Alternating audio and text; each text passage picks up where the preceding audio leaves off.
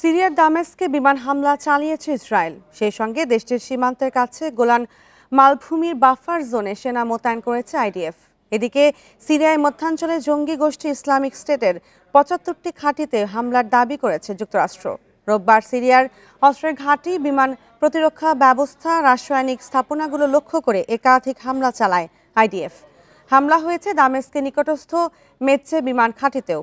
ইসরায়েলের দাবি, আসাদ সরকারের পতনের পর সিরিয়ার অত্যাধুনিক অস্ত্রগুলো যেন বিদ্রোহী বাহিনীগুলোর হাতে না পড়ে, সেজন্য এসব হামলা।